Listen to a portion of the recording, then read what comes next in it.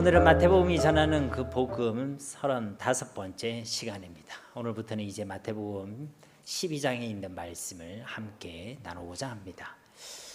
주보에 안내된 대로 21절까지의 말씀을 통으로 함께 살펴보면 좋겠지만 오늘은 시간 관계상 8절까지의 말씀만 함께 나누려고 합니다. 오늘도 주시는 말씀을 통해 우리 모두에게 하나님의 특별한 은혜와 응답이 있기를 다시 한번 예수님의 이름으로 축복합니다. 오늘 본문 말씀도 그때라는 부사로 시작되고 있습니다. 여기서 말하는 그때에는요, 일반적으로 나오는 그때를 얘기하는 것이 아닙니다. 보통 이제 그를 at the time이라 되어 있는데 이것은 다른 것으로 번역되어 있습니다. 그러니까 시간적으로 연결되는 그때라는 것이 아니란 것이죠. 시간적으로 볼 때는 바로 이전에 있었던 사건과 이어진 사건일 수도 있고 그렇지 않을 수도 있다는 것입니다. 상당한 시간이 지났을 수도 있다는 것이죠. 그래서 이 구절을 공동번역 성경에는 뭐라고 얘기하냐면 그 무렵 즈음에라고 번역하고 있습니다. 그러면 그때라는 이 말씀은요, 시간적으로는 잘 모르겠지만 말씀의 내용적인 측면에서 볼 때는 앞의 내용과 연결되고 있다는 것입니다. 그럼 지난 시간에 우리가 어떤 말씀을 나누었느냐, 마태복음 11장 28절에서 30절 말씀에 보면요, 수고하고 무거운 짐진 자들아 다 내게로 오라. 내가 너희를 쉬게 하리라. 나는 마음이 온유하고 겸손하니 나의 멍에를 메고 내게 배우라. 그리하면 너희 마음이 쉼을 얻으리니 이는 내 멍에는 쉽고 내 짐은 가벼움이라 하시니라. 아멘. 예수님께로 나오는 자, 예수님의 멍에를 메고 예수님을 배우는 자, 이들은요 예수님 안에서 쉼을 받아 누리게 된다는 것입니다. 우리가 이 땅을 살아가면서 수고하고 무거운 짐이 참 많은데 예수님 앞에 나올 때 우리는 참된 안식과 쉼을 누리게 된다는 것입니다. 왜냐하면요, 오늘 말씀의 설교 제목이기도 하고 오늘 이 8절 말씀과 같이 예수님이 안식일과 안식의 주인이 되시기 때문인 줄로 믿습니다. 오늘 전할 말씀의 핵심이 바로 여기에 있습니다.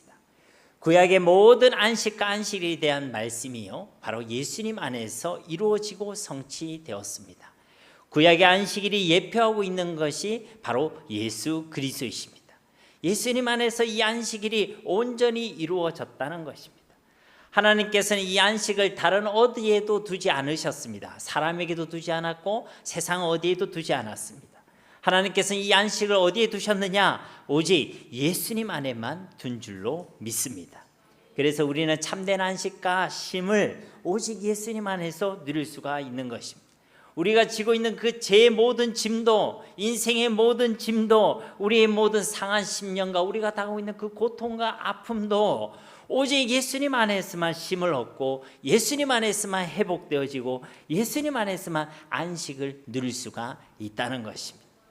진짜 우리를 위해 저 십자가를 지고 부활하신 우리 주 예수 그리스도 안에서만 우린 참된 안식과 쉼과 자유를 얻을 수 있다는 것이죠. 그럼 우리가 누구 앞으로 나아가야 되겠습니까? 아멘. 다 내게로 오라 라고 말씀하신 그 예수님 앞으로 나아가야 될 줄로 믿습니다. 지난 시간의 말씀처럼 그 예수님 앞으로 나아가서 예수님의 멍에를 메고 예수님을 배워야 될 줄 믿습니다. 우리 하나님은 우리에게 참된 안식을 주시기를 원하십니다. 삶의 무거운 짐 가운데 신음하고 고통하는 삶을 하나님께서 원하시지 않습니다. 모든 사람들이, 특별히 하나님을 만난 하나님의 모든 백성들이 하나님 안에서 안식과 쉼을 누리기를 원하신다는 것이죠. 그래서 수고하고 무거운 짐진 자들아 다 내게로 오라. 내가 너희를 쉬게 하리라 라고 이 안식으로의 초청의 말씀을 우리에게 주셨던 것입니다. 그리고 이 초청에 대한 이 말씀은요, 오늘 본문 말씀에도 계속되고 있습니다. 이 안식과 이 안식일에 대한 의미에 대한 보충 설명과 같은 말씀이 바로 오늘 본문 말씀이란 것입니다. 오늘도 주시는 이 말씀을 통해 참된 안식이 무엇인지, 그리고 안식일이라는 것이 어떤 날인지, 그리고 그 안식일을 우리가 어떻게 온전히 지켜낼 수 있는지에 대해서 함께 말씀을 살펴보고자 합니다. 오늘도 주시는 말씀을 통해서 우리에게 주시는 참된 안식과 평안이 있기를 간절히 소망합니다. 우리 1절 말씀 한 목소리로 다시 한번 봉독해 보겠습니다. 그때에 예수께서 안식일에 밀밭 사이로 가실새 제자들이 시장하여 이삭을 잘라 먹으니. 예수님과 그의 제자들이요 어느 한 안식일에 밀밭 사이로 지나가셨다는 것입니다. 우리나라 개역개정 성경에는 밀밭이라고 표현되어 있지만 이 원어로 보면요 씨가 뿌려진 밭이라고 되어 있습니다. 이스라엘은 씨를 뿌리는데 밀만 뿌리는 게 아니죠. 이스라엘은요 보리 농사도 합니다. 그러니까 이게 밀밭인지 보리밭인지 사실은 알 수가 없습니다. 그래서 우리 개역개정에는 밀밭이라고 표현하고 있지만 NIV를 비롯한 모든 영어 성경에 이거를 더 그레인 필즈라고 번역하고 있습니다. 즉 곡물들의 밭, 곡식들의 밭으로 번역하고 있다는 것이죠. 한마디로 이것이 밀밭인지 보리밭인지 알 수는 없다라는 것입니다. 그런데 제 아들이요 배가 고팠나 봐요. 여러분 혹시 남의 밭에 들어가지고 뭐 뜯어본 적이 있으십니까? 전문용어로 그걸 뭐라고 하죠? 네, 설이라고 얘기합니다. 설이 하시다 걸려본 적 있으신 분? 했는데 한 번도 안 걸렸다. 그런 분은 실력이 좋으신 분이시겠죠. 어쨌든 이 제자들이요 그 밭을 들었는데 배가 고팠던 것 같아요. 그래서 그 이삭을요 잘라서 먹었습니다. 잘라서 먹었다고 하니까 뭐 낫이나 가위 등을 들고 가가지고 잘랐다라고 생각할 수 있지만요, 여기서 사용된 이 틸로라는 이 동사는요 잘랐다라는 의미가 아닙니다. 뜯었다는 이야기죠. 그러니까 열매를 따먹었다, 뜯어서 먹었다라는 의미를 가지고 있는 동사가 바로 이 틸로입니다. 이것이 별것 아닌 것처럼 보이지만 이 부분은요 당시 율법 해석에 있어서 매우 중요한 부분이었습니다. 신명기 23장 24절과 25절 말씀을 보시면요, 네, 제가 읽어보겠습니다. 내 이웃의 포도원에 들어갈 때에는 마음대로 그 포도를 배불리 먹어도 되느니라. 그러나 그릇에 담지는 말 것이요 내 이웃의 곡식밭에 들어갈 때에는 네가 손으로 그 이삭을 따도 되느니라. 그러나 내 이웃의 곡식밭에 낫을 대지는 말지니라. 그러니까 이 말씀을 보면요 다른 사람의 포도밭에 또 곡물밭에 들어가서 그 포도와 그 곡물의 이삭을 손으로 따먹는 것은 율법상 아무런 문제가 되지 않는다는 거예요. 그런데 그릇을 들고 가서 막 쓸어 담다든지 아니면 낫을 들고 가서 막 추수를 한다든지 그것은요 율법에 저촉되는 이야기란 것이죠. 그러니까 그것은요 도둑질이라는 거예요. 하나님께서 왜 이러한 법을 주셨겠습니까? 차라리 아무것도 먹지 마라, 남의 밭에 들어가지 마라, 손으로 따든 뭐든 하지 마라 이렇게 얘기하셔야 될 것 같은데 또 손으로 뜯어먹는 건 괜찮다라고 하나님께서 말씀하셨다는 것이죠. 왜 이런 율법의 말씀을 주셨겠습니까? 이 속에는 하나님의 긍휼과 자비로우심이 포함되어 있는 줄로 믿습니다. 그 당시에 먹고 살기 힘든 사람들이 있었습니다. 가난하고 없는 자들, 그리고 밭에 소산을 가질 수 없는 자들이 있었습니다.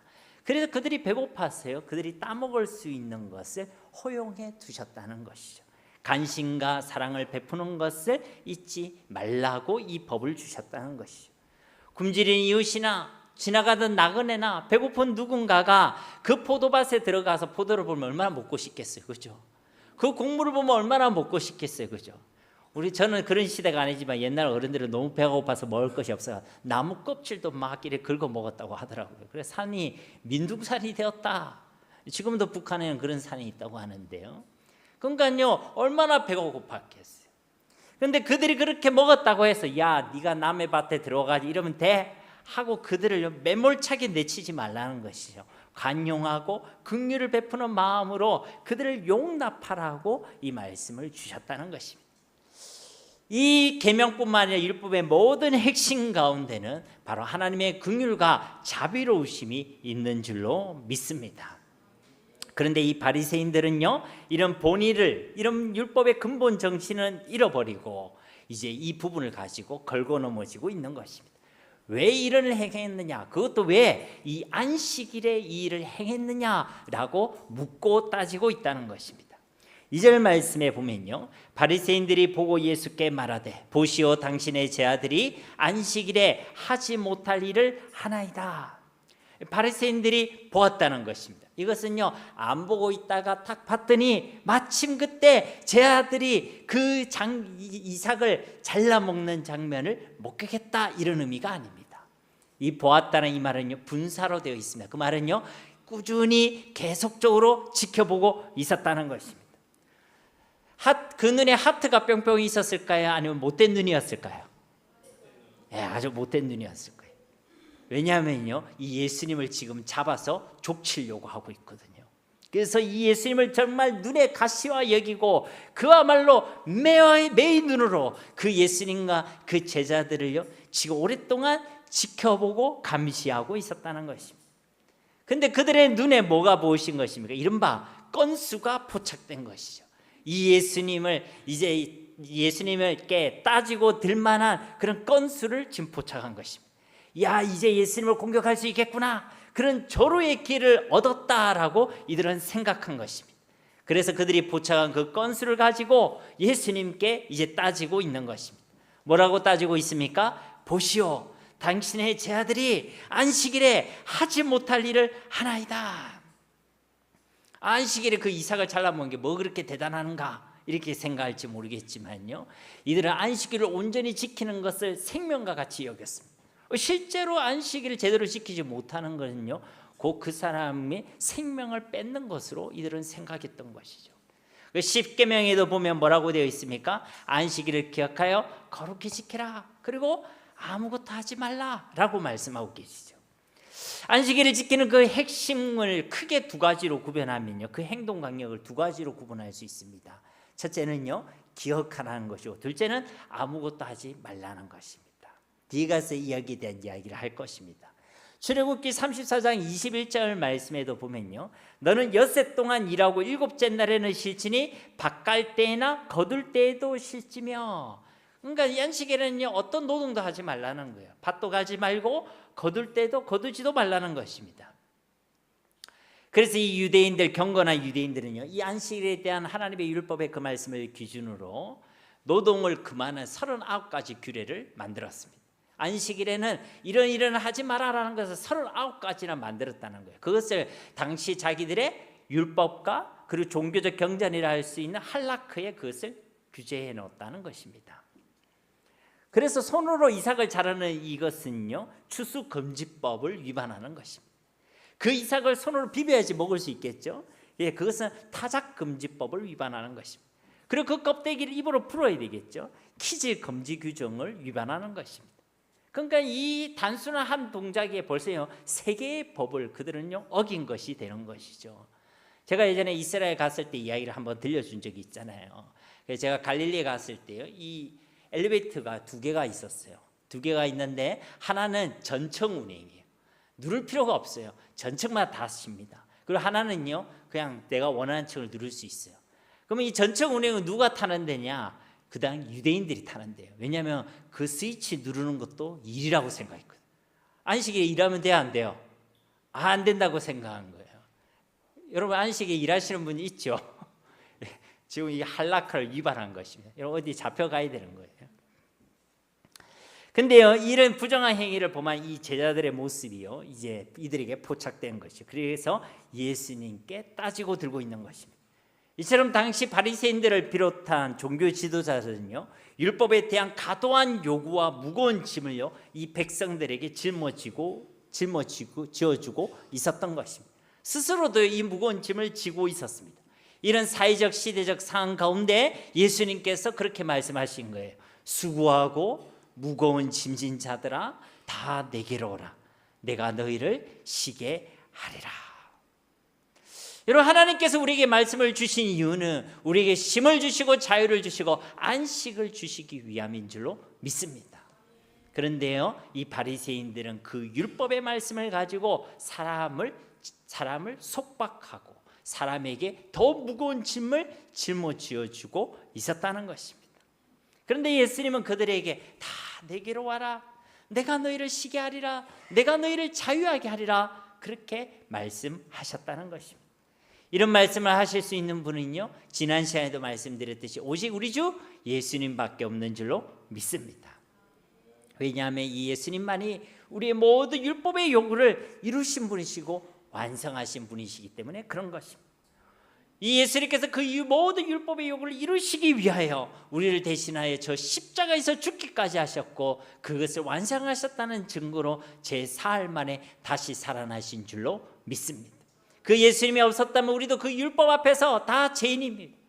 로마서 3장 23절에 있는 말씀처럼 모든 사람이 죄를 범하였음에 하나님의 영광에 이르지 못하다니, 죄 가운데 있는 우리 인생은 하나님을 만날 수도 하나님과 함께 할 수도 없습니다. 그래서 당연하게도 하나님 안에만 있는 그 안식과 평안을 도무지 알 길도 도무지 누릴 길도 없게 되었다는 것입니다. 그러나 그 모든 율법의 요구를 우리 대신 누가 대신 이루셨다는 것입니까? 우리 주 예수 그리스도께서 십자가 부활을 통해 그 모든 율법의 요구를 완전히 이루어내신 줄로 믿습니다. 그래서 그를 믿는 자마다 우리는 이 율법으로부터 자유하게 되는 것입니다. 그를 믿는 자마다 그 예수님 안에서 우리는 참된 안식과 참된 평안을 누리게 되는 줄로 믿습니다. 그래서 예수님께서요 말씀하시는 것입니다. 다 내게로 오라. 예수님께로 오라고 우리를 초청하고 계신다는 것입니다. 그러나 이 바리새인들은요 그 율법을 빌미로 자꾸만 사람에게 무거운 짐을 짊어지게 만들고 엉터리 멍에를 매게 만들고 사람과 그들의 영혼을 피폐하게 만들었다는 것입니다.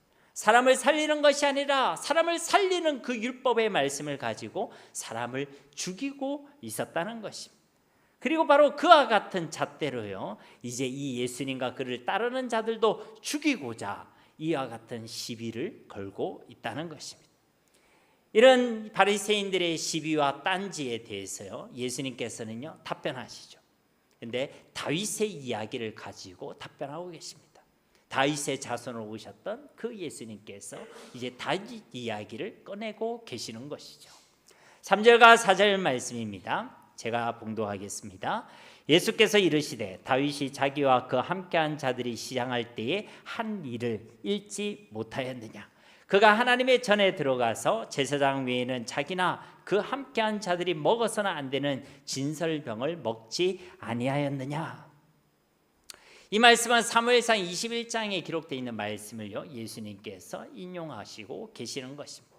다윗이 요나단의 도움으로 자신을 죽이려고 했던 사울의 위협을 피했죠. 그래서 그 다윗과 그를 따르는 자들은요 높 땅에 들어가게 되어졌습니다. 그런데 이 피난길에요 너무 배가 고팠던 거예요. 그래서 그 땅에 도착하자마자 하나님의 전으로 들어갔습니다. 그래서 하나님의 전이라고 했지만 이 당시에는 성전이 있었어요, 없었어요? 없었습니다. 우리가 알고 있는 회막과 성막과 같은 곳이죠. 그래서 이것을 헬라어로도요 히에로, 성전을 의미하는 히에로라고 표현하지 않고 오이코스, 바로 집이라고 번역하고 있습니다. 그러니까 아마 한 집과 같은 곳에 들어간 것이죠. 그곳에 하나님을 섬기고 있는 집이었습니다. 그곳에서 누구를 만납니까? 제사장 아히멜렉을 만나게 되죠. 배가 고파서 이야기합니다. 우리가 너무나도 배가 고프니까 먹을 것 좀 달라라고 이야기를 하죠. 그런데 거기에는요 딱히 먹을 것이 없었습니다. 뭐만 있었냐면 하나님께 바쳤던 진설병, 하나님께 드렸던 그 진설병만 남아 있었습니다.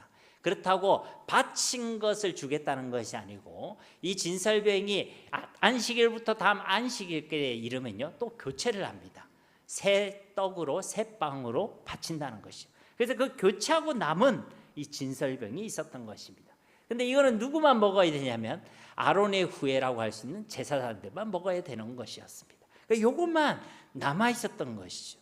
법적으로 볼 때 제사장이 아닌 다윗은요 이 진설병을 먹어서는 안 되는 상황이었습니다. 그런데요 이 아히멜렉은요 율법의 근본 정신이 바로 긍휼과 자비임을 알았던 인물인 것이죠.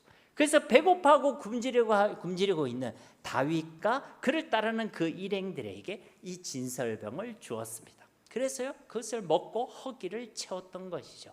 그 사건을요 바로 예수님께서 지금 인용하시고 계신다는 것입니다. 그런데 이 제사장도, 이 아히멜렉이라는 이 제사장도, 또 그것을 요구하고 그것을 먹었던 이 다윗도 지금 죄가 있다는 거예요, 없다는 거예요? 죄가 없다는 거예요. 성경에서는 이것을 전혀 문제시하지 않고 있다는 것입니다. 왜 그렇습니까? 이 선택과 행동이 율법의 원래 본이라고 할 수 있는 그 긍휼과 자비와 사랑을 온전히 드러내고 있기 때문에 그런 것입니다. 그러니까요, 이런 관점으로 볼 때 지금 이 제 아들이 그 안식일에 그 밭에, 다른 사람 밭에 들어가 이삭을 잘라 먹은 것은 문제가 됩니까? 안 됩니까? 사실은요, 전혀 문제가 되지 않는다는 것이죠.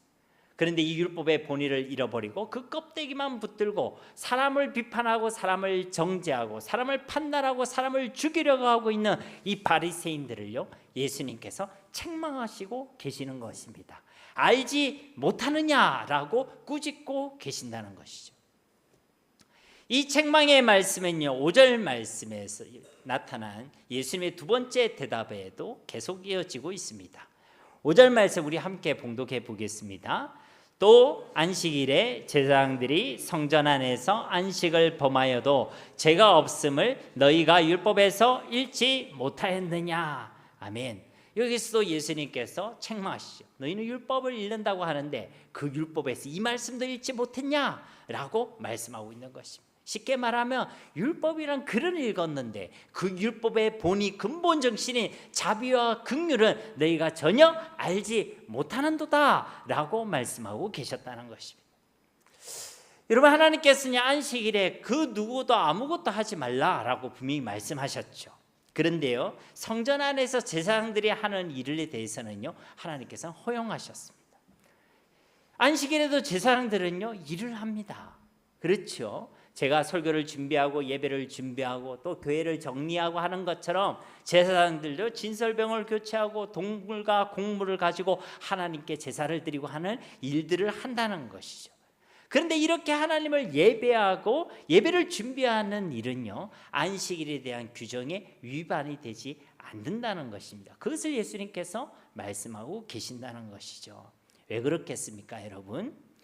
여러분, 안식일에 대한 첫 번째 십계명에 있는 말씀을 보면요, 안식일을 기억하여 거룩하게 지켜라 라고 말씀하고 계시죠. 그 말씀은요, 안식일은 한 날을 주셔서 우리를 규제하고 통제하기 위함이 아닙니다. 말씀 그대로요, 안식일을 기억하고 지키게 하기 위함인 것이죠. 왜? 그것을 통해 우리에게 안식과 쉼을 주시기 위함이라는 것입니다. 앞서도 말씀드렸듯이 안식일에 대한 행동 강령은요, 크게 보면요, 두 가지입니다. 혹시 기억하시겠습니까? 첫째는 뭐라고요?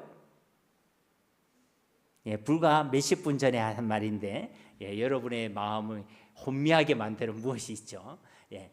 첫째의 강령은요, 기억하라는 것입니다. 두 번째는 무엇이죠? 아무것도 하지 말라는 것입니다. 멈추라는 것이죠. 그럼 무엇을 기억하는 것입니까? 그렇습니다. 하나님을 기억하는 것입니다. 그렇기 때문에 하나님을 예배하는 일과 그 예배를 준비하는 일은요, 전혀 문제가 되지 않는 것입니다. 왜냐하면요, 예배는 하나님을 기억하는 것이기 때문에 그런 것입니다. 예배는요, 하나님을 기억하는 것입니다. 우리가 앉아서 예배의 예식과 순서에 따라서 절차에 따라서 하나님을 예배한다라고 생각하지만 그건요, 형식일 뿐입니다. 우리는 그 모든 시간들을 통하여 하나님을 기억하는 것입니다. 이 우주 만물을 누가 만드셨는지, 우리의 생명과 우리의 삶의 주인이 바로 누구이신지, 우리의 오늘과 우리의 모든 역사를 누가 주관하고 계시는지, 우리에게 베풀어 주신 그 하나님의 은혜의 풍성함을 기억하는 시간이 바로 이 예배의 시간인 줄 믿습니다.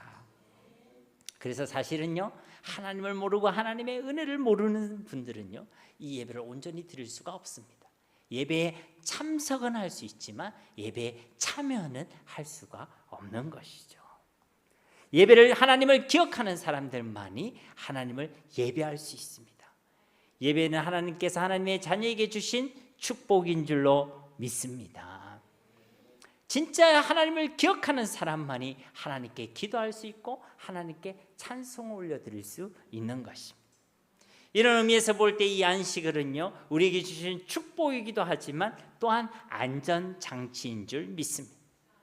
안식일을 기억하여 지키는 계명의 말씀을 보면요, 안식일 그 하루만 잘 지키라고 말씀하지 않습니다.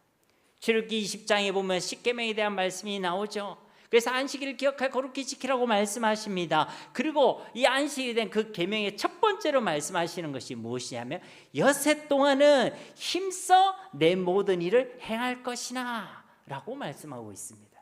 즉 6일 동안에, 나머지 6일 동안에 힘써 내 일을 행하는 것, 그 6일 동안에도 하나님을 기억하며 하나님 앞에서 우리에게 주신 그 삶을 열심과 성실함으로 최선을 다해 삶을 살아내는 것, 그것이요 안식일을 온전히 지키는 것이라는 것입니다. 6일 동안은 내 마음대로 살다가 공부해야 될 학생이 공부는 안 하고, 가정을 지켜야 될 주부가 집안일은 내팽개치고, 직장에서 성실함을 다해야 될 직장인들이 어디 놀러만 다니고, 그렇게 살다가 주일 와서 하나님께 예배한다. 그것이요 안식일을 온전히 지키는 것이 아니란 것입니다. 물론 우리가 말하는 그 안식일은요 구약의 안식일이나 지금도 유대인이 지키고 있는 안식일과는 다릅니다. 원래 안식일은요 금요일 저녁부터 토요일 저녁까지를 안식이라고 하지요. 그러나 주님께서 이 땅에 오시고 십자가에 죽으시고 부활하신 이후로부터는 우리는 신약의 성도들과 함께 부활하신 그날, 즉 안식 후 첫째 날을 우리는 주일로 지키고 있는 것입니다. 그러니까 우리는 지키는 것은요 바로 이 주일인 것이죠. Sunday, 태양의 날이 아니라 The Lord's Day, 주님의 날을 우리는 주일로 지킨다라는 것입니다. 그런데 이 주일을 온전히 기억하여 지킨다는 것이 무엇이라는 것입니까? 첫 번째가 우리 주님을 기억하는 것이고, 또 그 주님을 잊지 아니하고 그 주님 앞에서 우리에게 주신 유기를 힘써 살아내는 것이 안식일을 지키는 것이라는 것입니다. 이것이 우리가 드려야 될 삶의 예배인 줄로 믿습니다. 직장인들은 하나님을 기억하며 직장에 가서 힘써 일하고, 가정의 주부는 하나님을 기억하며 가정에서 집안일을 힘써 감당하고, 우리 학생들은 학교에서 하나님을 기억하며 공부와 학업의 일을 힘써 감당해내는 것, 그것이 바로 하나님께서 기뻐하시는 삶의 예배라는 것입니다. 그런데 많은 사람들이요 주일에 드리는 예배에만 집중하고 그것만으로 오늘 주일을 잘 지켰다라고 생각하고 넘어간다는 것입니다. 그것이요 우리의 착각입니다. 물론 우리가 당연히 주일만이라도 하나님을 기억하고 하나님을 힘써 예배하는 것이 그렇지 않은 것보다는 100배, 1000배, 10,000배 더 나은 것입니다. 그러나 그것이 전부라고 생각하고 그것만으로 괜찮다라고 여기고 있다면 그것은요 착각이란 것이죠. 건강한 신앙이 아니란 것입니다. 그리고 우리가 착각하지 말아야 될 또 하나의 사실이 있습니다. 그것은요 우리의 삶이 우리의 노력과 열심으로 이루어지고 유지된다는 착각입니다. 우리가 6일간 열심히 하나님을 잊고 살아가면요 열심히 살아갈수록 우리는 이런 착각에 빠질 수가 있습니다. 하나님을 잊고 우리의 열심으로만 살아가면요 바로 이 착각에 빠질 수 있다는 것이죠. 우리의 노력과 우리의 열심으로 우리의 삶을 세워가고 우리의 삶의 안정을 우리가 지킬 수 있다라고 생각하게 된다는 것입니다. 이런 착각에 빠진 사람에게 있는 특징이 있습니다. 그 특징의 첫째는요 이 주일에 일을 멈추는 것을 불안해합니다. 물론 우리가 직장 생활을 하고 어떤 일을 하다 보면 어쩔 수 없이 주일에 또 일을 해야만 하는 경우가 틀림없이 있습니다. 그런데 그런 어쩔 수 없는 경우가 아님에도 불구하고 내 스스로가 택하여서 주일에 또 일을 멈추는 것에 대해 불안해한다는 것입니다. 왜 그렇습니까? 자기가 자기의 삶을 세우려고 하기 때문에 그런 것입니다. 그래서 멈추지 못하는 것입니다.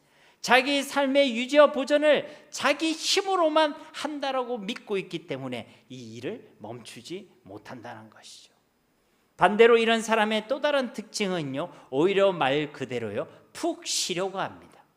멈춰야 될 것은 멈추지 않고 죄의 걸음, 세상의 걸음, 우리의 욕심과 정욕을 따라가는 멈춰야 될 그 걸음을 계속 걸어가려고 하면서 우리가 멈추지 말아야 될 걸음에 대해서는요 푹 쉬려고 한다는 것이죠. 한마디로 하나님을 전혀 예배하려고 하지 않는다는 것입니다. 한 주간 내가 노력을 했고 한 주간 내가 하나님을 잊고 열심을 다해 살았기 때문에 한 주간 내가 정말 피와 땀을 흘려 열심히 노력하고 수고를 했기 때문에 이 주일 하루만큼은 내 시간을 가져야 되겠다. 또한 내가 굳이 이 주일날 하나님을 예배해야 되는가 라는 보상 심리를 가지게 된다는 것입니다. 왜요? 내가 수고했고 하나님 없이 내가 노력했기 때문인 것입니다. 그래서 하나님께서는 이 안식일이라는 안전장치를 우리에게 주신 것입니다. 이 한날을 우리에게 주어진 일주일이라는 한 사이클 속에 꼭 포함을 시켜 주셔서 우리에게 하나님 기억하고 이 안식일을 온전히 지킬 것을 하나님께서 말씀해 주셨다는 것입니다. 하나님을 잊어버리고 살지 말고 하나님을 기억하라는 것입니다. 우리 인생의 주인이 누구인지, 우리의 모든 것이 누구로부터 주어졌는지, 우리의 삶의 목적이 어디 있는지, 우리에게 베푸신 하나님의 은혜가 어떠한지를 기억하라는 것입니다. 그리고 다 멈추라고 말씀하시죠. 왜냐하면 우리의 생명과 삶을 유지하는 것은 우리의 수고와 열심만으로 되어지는 것이 아니기 때문에 그런 것입니다. 그것을 제일 잘 아는 직업군에 있는 사람이요, 바로 농부들입니다. 농부들이 얼마나 피와 땀을 흘려 농사를 짓는지 몰라요. 그런데요, 태풍이 불면요 다 날아갑니다. 그렇죠? 비가 내리지 않으면요 그 다 헛사로 돌아갑니다. 어떨 땐 비가 너무 많이 내려서 문제고, 어떨 땐 비가 하도 안 내려서 문제고. 그러니까요, 이게 내 노력과 열심만으로 안 된다는 거예요. 잘 알고 있다는 것이죠. 그렇습니다. 우리가 살아가는 거요, 우리의 열심과 노력만으로 되어지는 것이 아닙니다. 우리는 자수성가했다라는 표현을 쓰지만은 사실 우리의 노력과 열심만으로 되지 않습니다. 만약에 우리가 그 살아가는 동안에 갑자기 질병에 걸렸다, 내가 돈은 많이 벌었는데 내일 모레 당장 죽게 되었다, 그러면 그 많이 번 돈이 무슨 소용이 있습니까? 내가 정말 20년을 정말 열심히 살아 모아가지고 집을 장만했다, 근데 내가 내일 죽을 병에 걸려서 죽게 되었다, 그게 무슨 의미가 있습니까? 내가 자녀를 위해서 정말 노력하고 열심히 다했는데 내 자녀들이 갑자기 아파서 드러눕게 되었다, 그래서 내보다 먼저 세상을 떠나게 되었다, 그러면요 우리 그렇게 노력했던 그것이 무슨 의미가 있느냐고요. 우리의 노력과 열심으로 우리의 삶을 세워가는 것이 아닙니다. 하나님의 은혜를 주셔야지만 우리는 우리의 삶을 지킬 수가 있고 우리의 삶을 온전히 세워갈 수가 있는 줄로 믿습니다.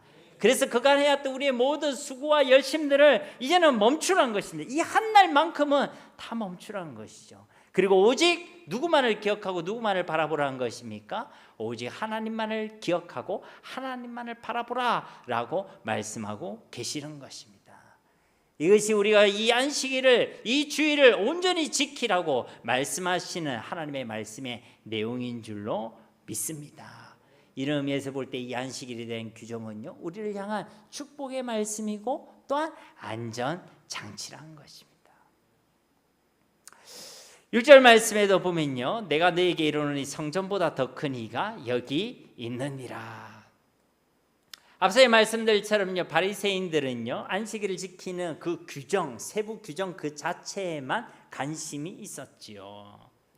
그러나 예수님의 관심은요, 당신이 누구이신지를 우리에게 말씀하시는데 관심이 있음을 우리가 이 6절 말씀을 통해 확인할 수 있습니다.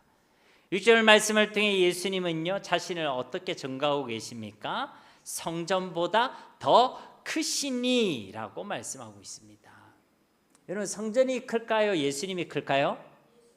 예수님이 크죠. 그럼 키를 맞춰보면 성전이 높을까요? 예수님이 높을까요? 성전이 훨씬 높죠. 덩치를 보면 예수님이 큽니까? 성전이 큽니까? 성전이 크죠. 근데 왜 예수님이 내가 더 크다 이라고 말씀하고 계시는 것입니까? 여러분, 구약에서 말하고 있는 성막과 성전, 또 신약의 모든 성전도요 다 예수님을 예표하는 모형들입니다. 무슨 말인지 이해가 가시죠? 즉 모든 성전과 성막은요 바로 예수님을 가리키고 있다는 거예요. 그러니까 진짜 성전은 누구시라는 것입니까? 예수님. 이 성전을 헐라 내가 3일 만에 일으키겠다, 이 말은요 예수님이 죽으시고 3일 만에 부활하실 것을 우리에게 말씀해 주신 말씀인 것이, 왜냐하면 예수님이 성전이니까. 그래서 예수님이 이 땅의 그 어떤 건물보다, 어떤 성전보다 더 크시다는 것입니다. 또 이 성전은 어떤 곳입니까? 하나님이 임재하시는 곳이죠. 근데 하나님께서 마태복음 1장의 말씀에 보면요, 이사야 말씀을 인용하셔서 보라 처녀가 아들을 낳으리니 그 이름을 뭐라고 한다고요? 임마누엘. 발음 잘해야 되겠죠? 임마누엘이라고 합니다. 그렇죠? 여러분, 잠 오시는 것 같아가 제가 얘기를 했는데 별로 재미가 없으신가 봐요. 그렇죠? 임마누엘이라는 그 말은 하나님이 우리와 함께 계신다라는 의미를 가지고 있죠. 그 1장에서부터 예수님을 어떻게 증거했냐면 우리와 함께 하시는 하나님이시다라고 증언하셨다는 것입니다. 근데 이제 이 예수님께서 6절 말씀부터 이 사실을 더 분명하게 증거하고 계시는 것이죠. 그 어떤 건물과 그 어떤 장소와 어떤 성전이 아니라 오직 예수님 안에만 하나님의 충만하신가 그 임재를 우리가 경험할 수 있다는 것입니다. 예수님 안에서만 우리는 하나님과 함께 하심을 온전히 우리가 누릴 수 있다는 것이죠. 그래서 예수님께서 그 어떤 성전보다 내가 더 크다라고 말씀하여 주셨다는 것입니다. 그러므로 이제는요, 이 예배당이 성전이 아닙니다. 그렇죠? 이 예배당이 성전이 아니에요. 이 예수님께서 그 안에 함께 계신 그 모든 하나님의 자녀들이 바로 하나님의 성전인 줄로 믿습니다. 너희가 하나님의 성전인 것을 알지 못하느냐? 예수님을 주와 그리스도로 영접한 우리가 바로 하나님의 성전이라는 것이죠. 어떤 분들은요, 제가 여기서 설교를 하잖아요, 그죠? 설교하는 이 강단을 성전의 지성소다라고 이야기하는 분이 있습니다. 제가 분명히 오늘 이 시간을 통해 말씀드리지만 이 강단은요 결코 지성소가 아닙니다. 그렇게 생각하고 그렇게 믿는 것은 건강한 신앙도 성경적인 신앙도 아닌 것이죠. 물론 우리가 이 강단뿐만 아니라 이 강대상 그리고 예배당과 예배당에 사용되어 있는 모든 물건들을 터부시하거나 함부로 하거나 가볍게 여기는 것은 옳지 않습니다. 왜 그렇죠? 우리가 주님께 드리는 헌금과 헌물로 이 모든 것이 이루어져 있기 때문에 그런 것입니다. 이것은 우리의 것이 아닙니다. 제가 담임 목사지만 제 거 아닙니다. 여러분들이 우리에게 성도들이지만 여러분의 것도 아닙니다. 이 모든 것은 누구의 것이죠? 하나님의 것인 줄로 믿습니다. 그래서 우리가 하나님의 것으로 여기고 이것을 아끼고 소중히 여기게 되는 것은 마땅한 것이지만 이 자체가 거룩해서 여러분이 이 강단에 손을 쥐면 문둥병이 생기고 강단에 올라오면 여러분이 하늘의 천벌을 받고 그런 거 전혀 아니란 것입니다. 제가 어릴 때요 강단에 올라가 요 위에서 뛰어다녔거든요. 진짜 우리 어머니한테 붙잡혀가지고 얼마나 두들겨 맞는지 모릅니다. 엉덩이를 맞는데요 막 네가 정신이 있냐 없냐, 그게 어디라고 올라가냐, 그게 올라가서 네가 왜 그 장난을 치느냐. 제가 올라가서 칠판에다가 낙서까지 했거든요. 그러니까요 막 뭐라 하시는 거예요. 강단을 우리가 생각하고 사모하는 마음을 가지는 것은 옳습니다. 그러나 이것을요 구약의 지성소같이 여기는 것은 옳지 않다는 것입니다. 여러분 이 강단과 여러분이 앉은 자리에 성령의 역사가 다릅니까? 여기는 좀 성령 하나님께서 한 90% 역사해 주시고 여러분이 자리 이 앞자리는 한 80% 역사해 주시고 저 뒷자리에는 성령 하나님께서 20% 정도만 역사하시고 혹 그런 것입니까? 그런 신앙 가지지 말라는 것입니다. 예수님이 부활하시고 성령 하나님을 이 땅에 보내시면서 그 성전의 지성소는 성령이 거하고 함께 계신 우리의 마음의 전서로 완전히 바뀌게 된 줄로 믿습니다. 주님의 영이 거하는 그곳이 바로 하나님의 성전이고 하나님의 지성소임을 우리는 믿어야 한다는 것입니다. 그것이 건강한 신앙이란 것이죠.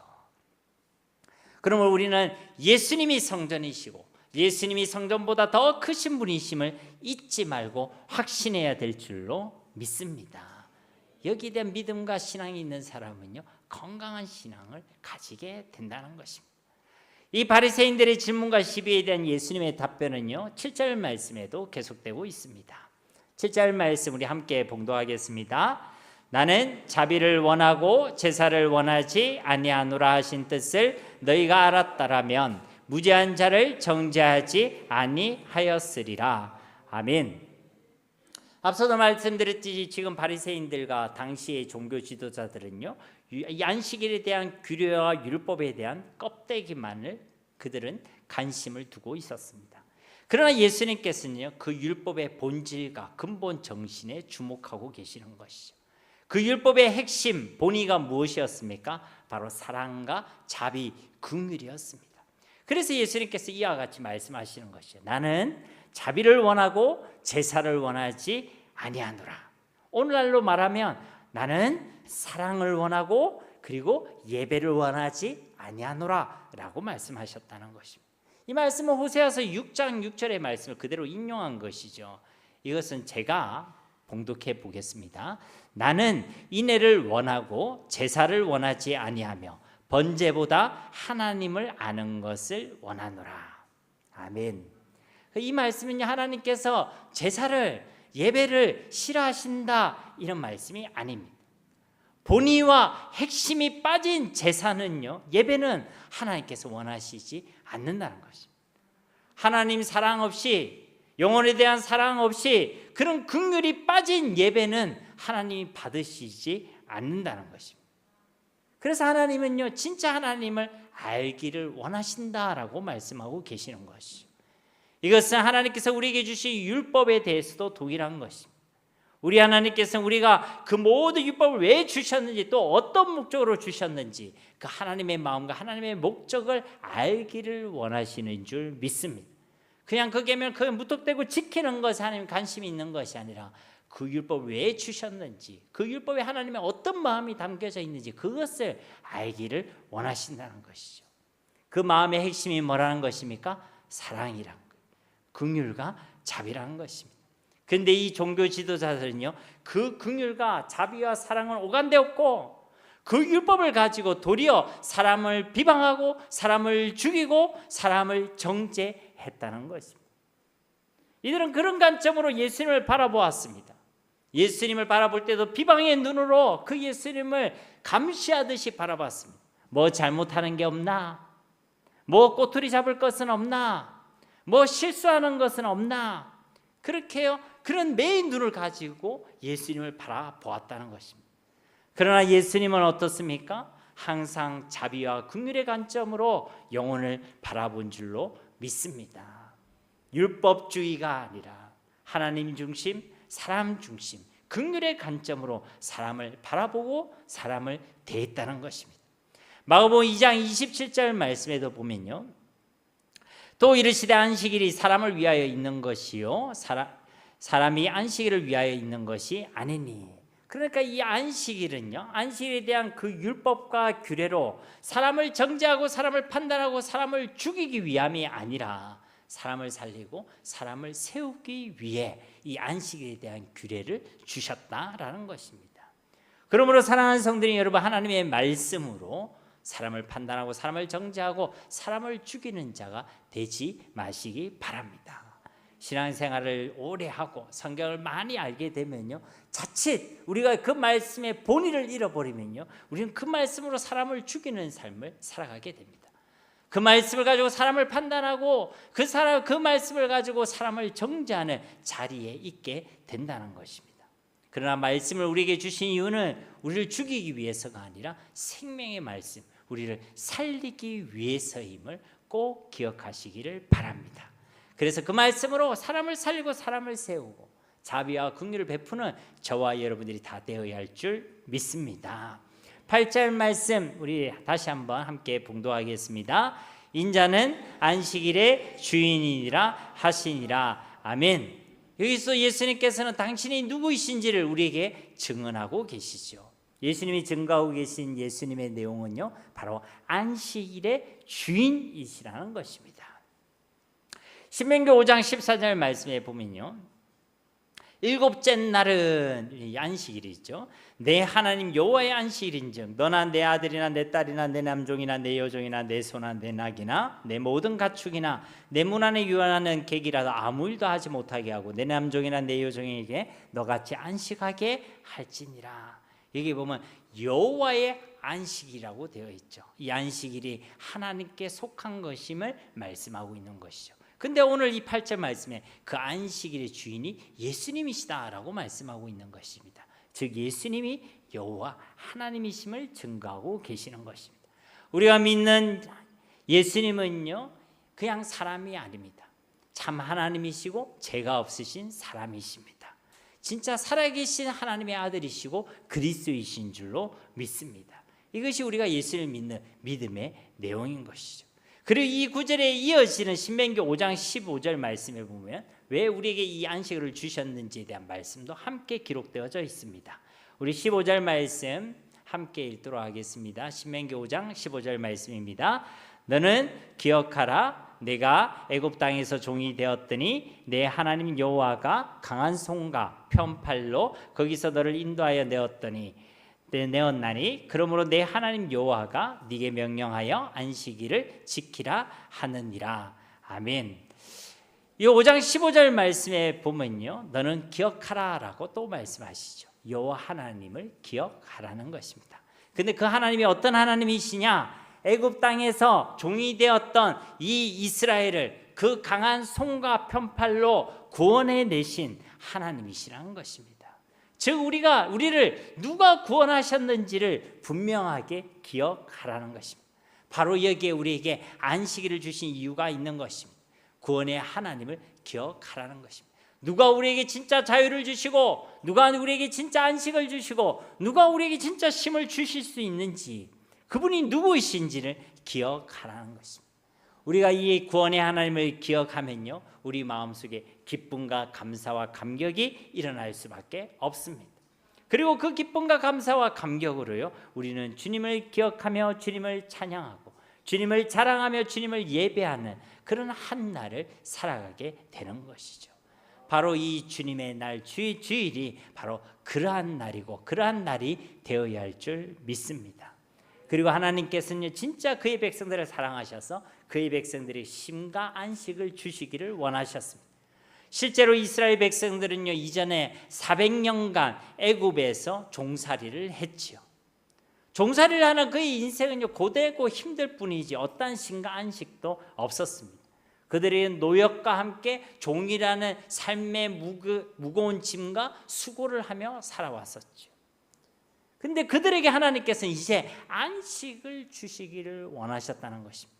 출애굽 이후에도 무더위와 추위와 여러 가지 시험과 위험 가운데서 하루하루를요, 광야길을 걸어가야만 했었습니다. 그 길도 결코 만만하지 아니했겠죠. 그래서 하나님께서는요, 그들을 위해 이 한날을 주셨던 것입니다.